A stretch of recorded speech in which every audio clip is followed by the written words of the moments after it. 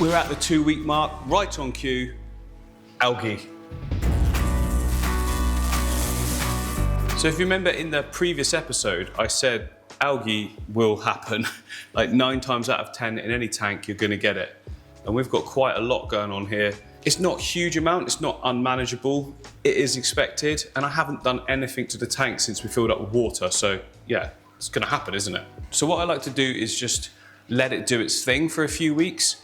To be honest, I probably would leave it another week, but I want you guys to see it in phases, just so you don't freak out when it happens to you. If it doesn't, well done, you've cracked it. But you know, if it does, we're gonna show you how to sort of things out so it doesn't continue. So one of the things that could have helped avoid what we've got now, all the sort of algae on the glass, you can see the sand on the bottoms, getting a little layer of it as well, is to start with lower lighting levels. So it's a bit of a catch-22. If you lower the low lighting levels, the plants at the back, the stem plants, the fast-growing plants, they don't grow as fast. If they grow faster, they're going to use more nutrients. So I would rather have really good plant growth deal with a little bit of algae than not very much plant growth, but very little algae. So for me, I always prioritize the plants and I can deal with any issues. Because as this all grows in, like, the algae won't stand a chance. So yeah, you can see there, look, the granulose, the top section where all the leaves are compact, that's that underwater growth. All the ones underneath where the leaves are looking a bit, that's from, you know, previously when it's grown out of water. So at some point when it gets a bit taller, I'll just trim it and replant it, and it'll all be like perfect growth. So the first job before we do anything, let's clear this front glass, and then we can take a look at some of the plants a little bit more. Some are doing absolutely fantastic, and others, yeah. We'll get to that. So you scraping, or are you going to use the magnet? I can use, to be fair, it's so fresh. If I use the magnet, I don't want to come down here, which will be fine once all these grow in, because you won't even see any sort of algae below where the Halanthia tenellum is going to grow. But yeah, this is on so new that it should come off quite easy with the magnet. So I'll magnet down low, and then I'll just clean up the edges with the razor, just so I'm not pulling. You do not want any stones between this. Yeah, otherwise scratchy glass. You right there? Oh, there we go. So this is one of those jobs that's much easier if you do it once a week. I've left it longer just for an example that might happen to you. It's also a really good way of stirring up any detritus or plant leaves that have got stuck on the substrate or between other plants. But as mentioned, make sure you don't go too close to the sand, as this can kick it up and lodge it between the glass and the magnet. And that's a disaster because you can't get scratches out of glass.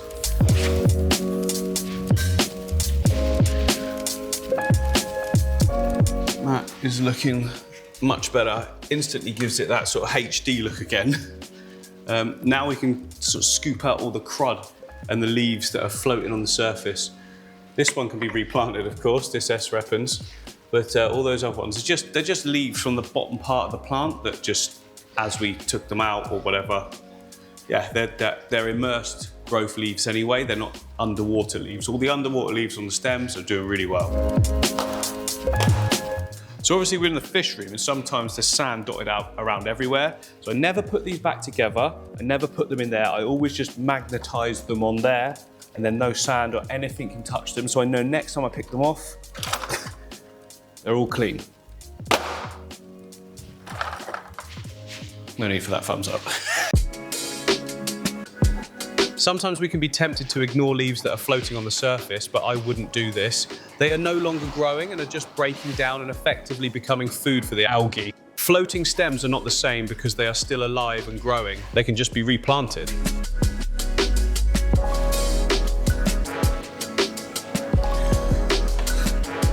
Quick! Missed one.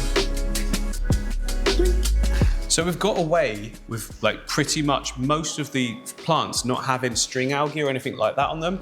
There is one little bit here, which is very fortunate. Normally if there's one little bit, there's lots of bits, but it's quite easy to get rid of.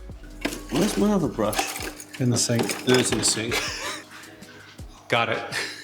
So you don't use tweezers then? No, this is, well, you can, but this is a pipe cleaner, just a pipe cleaner, and it just grips it all nicely, and you can twirl it with it like re-gripping and re-gripping. It's a like easier way of getting long strands out without ripping up the plants as well. This is fine because it's a tiny amount, but sometimes I've had cases where it's just loads of it and it just gets caked in everywhere. If it starts getting to that point, then you've probably got like too much light. But considering we've only got this little amount here, I think we're just about right. As this grows in, it's going to be the perfect amount.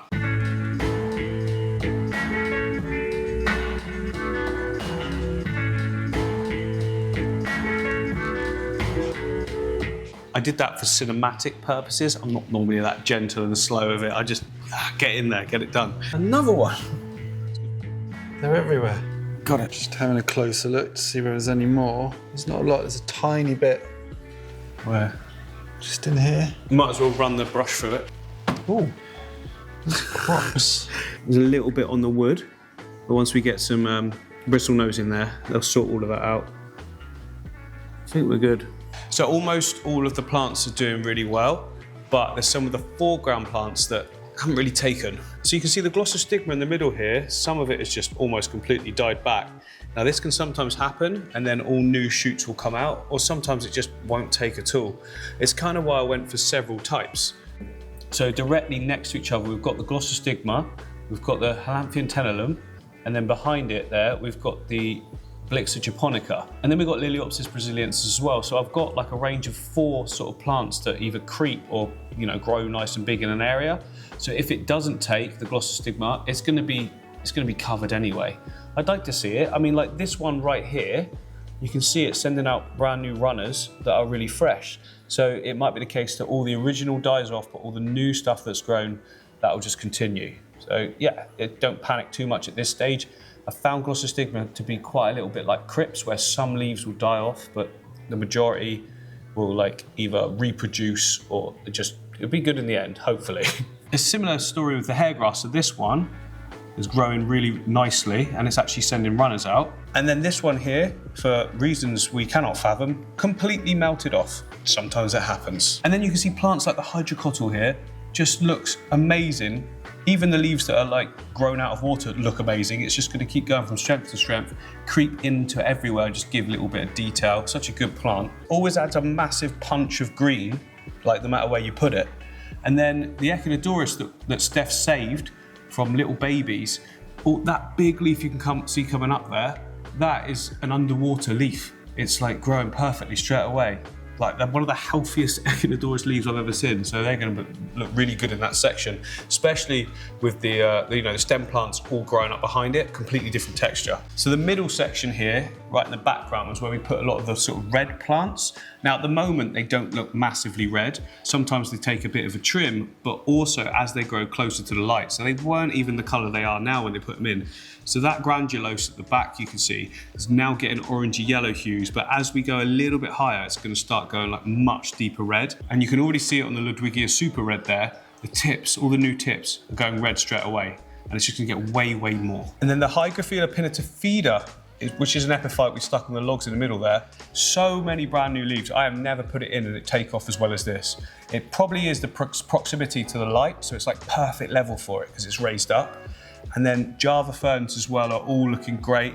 We've got the Bulbitis there, sending out tiny little new leaves I can see, which is a really good sign. And then that little Hydrocotyle Tripotita in the middle is gonna like sort of tie it all in nicely. It's gonna be a while before the log looks like full, but I'm in no rush with this tank. So that is pretty much everything we need to do today. You can see the water levels dropped a bit. That's from the other day when we was testing out the Suckmaster 3000, but I do still wanna bring it down. Let's just do a 50%, or why not? Might as well test the bad boy out. And here it is. Look, nice little racking thingy. What's that called? Like a hanging bracket. Hanging bracket for it. So just drill straight into the metal. That'll do. Makes it so much easier. Just pick it up, trail it out where we need to go. If I've done it properly, there we go. You're over there. Got it. I will need this. This will go in here to about halfway. Clip it onto the side. Easy. Let's turn it on. Oh yeah. And now all I need to do is press the pump on. There we go, it's just clearing some air. And we're pumping. Ooh. Suckmaster 3000. Should probably check to see if it's coming out. A little bit. got to get the Jubilees in. Whoa, We are draining that is going down way quicker than usual. really quick.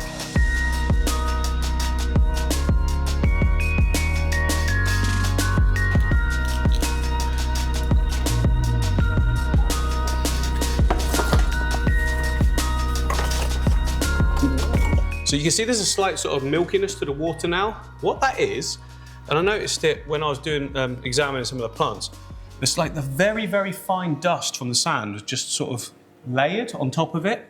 And once I pulled the water down, put this water in this side, it sort of just pushed it all up. So it's just like real fine particles, but we have something for that. We've got some AquaClear here, full cap full. That will sort it in no time. By no time with a tank this size, I actually mean a couple of hours. So whilst we wait for the 8 foot to clear. Hold on a second. What's going on? So whilst we wait for the 8 foot to clear, I just wanted to show you guys the discus tank, and the discus in particular.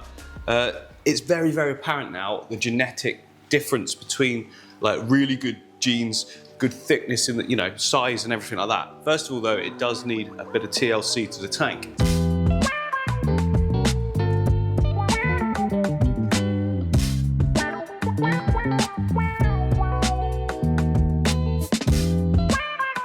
Right, that's everything clean. Look, there's way more space now, a lot more open, looking really good. But one of the things I want to show you guys is the difference in genetics, which is so apparent now. So look at this one here, the turquoise. Look at the thickness of the head, the whole body shape. Look at that. It's like a perfect specimen. And there quite a few of them are, but then there's a really noticeable difference there. They were all the same size pretty much when I first got them. This one, not doing so great. This one above it as well, not the perfect genetics, but is doing a lot better than it was, is putting on some size. What's quite funny as well is this red one you can see here was teeny tiny when I got it, much smaller than everything else, but that's actually growing a lot better than I was expecting. Its head's getting thicker, it is putting on size, and it's partly due to its personality. It's quite aggressive when it comes to feeding time and just make sure that it gets in and amongst everything, eats loads, and as a result, even though it's smaller, it's still got a decent like sort of ranking in the pecking order. So yeah, this one's prime, and the panda's pretty good as well. Like, look at that, the thickness, yeah, and the Marlborough as well. They're all really good. So this one here is an example of a turquoise that hasn't got great genetics. Can you see like its eye size versus its head when compared right next door? Look. And this turquoise is also an amazing specimen. So we've got a couple that are a little bit ropey, but I don't mind. They're all very happy, and you know, we've got a really nice balance with the numbers here. So there's 11 in total. We lost the original yellow that we had, if you guys remember, and I also lost a really, really small panda version that just went right to the back and kind of wilted away. I'm not entirely, I think it was internal parasites or something, even though the whole tank had been treated several times. But now we've got like a core group here that are doing really well. The tank looks nice. And yeah, the whole thing's just working. Right, it's been a couple of hours, went and got some lunch. I got pooed on by a bird. It's lucky. But we're now clear again, which is great because now I want to add the first fish to the tank. So I'm not going to be starting with the big fish. The tank, I just don't feel like it's settled enough. Like the plants, they've not fully rooted. It's been a couple of weeks. I'd want to see them establish a little bit more before we put the big fish in. But I do want to put all of the tetras and, you know, swimmy fish in. The cories can also stay for the time being, or I might even actually put them over with the other fish. But let's get in all of the January tetras. We've got the black neons, we've got the red phantoms here, we've got the killifish as well. So I think what I'll do actually is probably, if you're up for it, Steph, we'll go to Maidenhead tomorrow and get like another little school of something. I mean, I used to have a lot more. The numbers do dwindle over time just with genetics and some stronger than others. So yeah, I think we can afford to have a few more of the sort of smaller tetras in the tank. Any excuse to go to Maidenhead. Yes, that as well.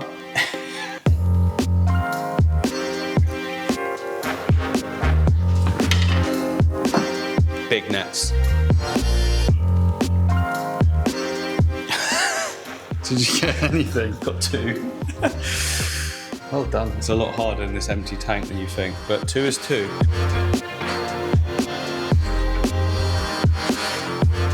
Whoa. Did you get any? Yeah. I've got another 2. Oh, it's going to take hours. I might need your help. Go. Ooh, yeah, that's better. I've got 1. 1? No, 2. I've got 2. I'll let you decant and I'll put the camera down. All the fish caught, so we've got all the tetra, and we've also got that Siamese algae eater in there as well. Sorry. Bless you. Hay fever season. Yeah. And this one's got the cories, which we're going to put in the other tank now. So they're, you know, basically what we've done now is created a whole new tank that can be scaped. Awesome. Yes. All right, in you go, guys. Not for too long. Probably be another couple of weeks, I reckon. And then we can put all the fish back in as well, all of these ones. Oh, I know one fish I wanted to add to the group as well. So in here, we've got some red-tailed Bosporas that's in with the blue Acara, which again, also want to add into the 8 foot because they were originally with chunks. And when they were with chunks, they were breeding. So I want to do that. But I think we can definitely catch out the Raspora, add more of a smaller fish, and go with the rest quite nicely. Big Acara. This male looks huge now. Yeah, they've grown so much, haven't they? Colours are better than you see, and it's just... There we go. Oh, not the best examples of electric blue Acara I've ever seen, but I still love them.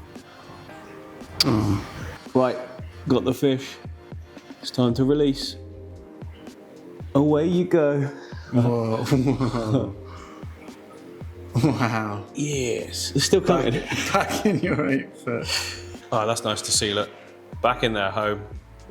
God, the red eye tetra's right in the middle there. Look. They look huge nowadays. Like previously there was quite a lot going on in the tank up the top, so you didn't really notice them as much, but yeah, it's good to get the little ones comfortable before we put in the big ones as well. Now, I know some of you will be saying, this is a missed opportunity to put in a larger species of fish or just something completely different. But you have to understand that although I'm a content creator, I still have a duty of care to my animals. I used to swap out fish with the shop a fair bit and see no issue with it. But as time has gone on and you keep fish for longer, you create more of a bond with them. Like how on earth could I just swap chunks, for instance, for another fish? Not gonna happen. I really was tempted to put in all the fish together, including the big ones, but I think this is the best decision. Get the plants growing in more and allow the beneficial bacteria numbers to increase with the load on the system. And I think in a couple of weeks, it will be the best time to do it. Remember, bigger fish also create bigger waste, and giving the plants more time to grow in will also mean they will use the waste more effectively, which will then just make the tank look even better. The progress of the tank has been huge since we planted it 2 weeks ago. All the stems are fully converted and will really start to take off. A lot of people have been asking what my light duration is recently. I basically have all the lights in the studio set for 8 hours. They come on at 8 AM and go off at 4 PM. And I'm not using CO2 in this tank. There's no doubt the tank would look even better with CO2 as it turbocharges everything. But I like getting the tank nailed with a substrate system and moderate budget lighting. I think it's a good way to show people that you can have a beautiful tank without spending a fortune. That said, this tank does cost a fortune because it's 8 foot. The whole system works on a much smaller scale though, so if you are on a budget or don't have space, it will still work on the nano scale. Anyway, hope you have enjoyed this one. On the next episode, we will be adding a new school of nanofish and also all the big fish as well, plus some baby Acara that have grown large enough to join the rest. Make sure you're subscribed for that.